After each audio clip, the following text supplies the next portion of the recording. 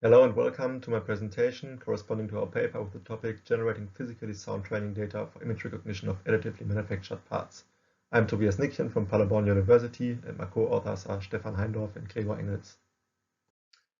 First of all, I would like to provide a brief overview regarding our problem statement. We are dealing with 3D component recognition of additively manufactured parts, especially for the technique of selective laser sintering.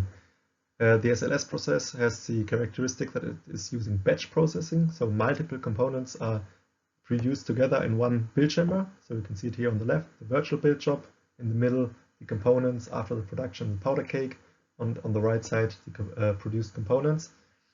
And these components have to be assigned to the correct virtual model again after the sandblasting. At AM service providers, every day completely varying components, so completely unknown components, are produced each day. That's why we need an adaptive recognition system which is able to adapt to the daily changing conditions. For being able to develop a suitable solution, we first designed a concept for the physical recognition station, which consists of 3 steps. At first a conveyor belt, then a separation unit, and after the separation unit, the actual recognition station, which consists of multiple cameras. And one major issue here is that it's unknown how the components will exactly be oriented in front of the cameras after this conveyor belt and the separation unit. And that has a major influence on the recognition rate of the system. So our solution consists of 2 steps. At first, the recognition system itself, which is a multi-view CNN, RotationNet, which is the current state of the art in the Princeton Model Net Recognition Challenge. And then our main contribution, the optimization of the training data with regard of the physical behavior of the components in front of the cameras in the physical recognition system. So we want to calculate the orientations of the objects in front of the camera. Our main idea is to train RotationNet based on virtual images of the 3D models corresponding to the physical components, which should be recognized later. And since randomly generated training data contains some orientations of the objects which won't occur in the physical situation, we try to calculate the most likely orientations which will occur in the physical recognition station. So we do that at first based on the convex hull, with which we can calculate all possible orientations which an object can have in the station, and the center of mass for checking if an orientation is stable, and secondly, also based on the center of mass, we can rate the probability that an orientation will really occur in the physical situation, because not all stable orientations will really occur in the physical station. Since there aren't any benchmark datasets yet, we created 6 different datasets on our own, containing between 10 and 100 different 3D models. So they represent daily build jobs as they occur at AM service providers.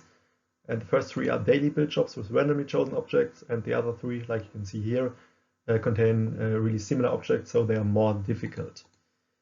Due to cost constraints, we only printed the random 30 and similar 50 datasets and created images of the physical objects. So we did a physical evaluation there.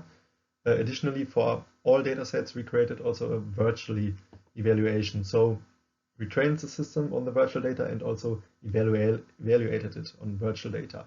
For that, we used randomly generated data, then randomly generated data and some augmentation techniques, which are basic techniques for enhancing the data quality, and then our physically sound training data, again combined with augmentation techniques.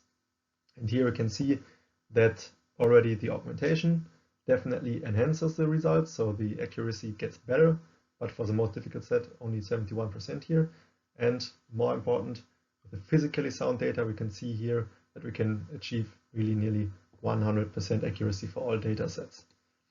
For the physical data, it's somehow similar. The augmentation enhances the quality, but the biggest steps, closer to 100%, can be achieved by our physically sound training data.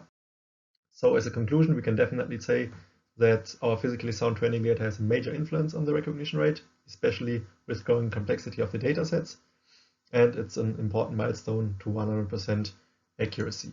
For our next steps, we want to do further refinement of the virtual data, so achieve a better adaptation from our virtual data to the physical setting.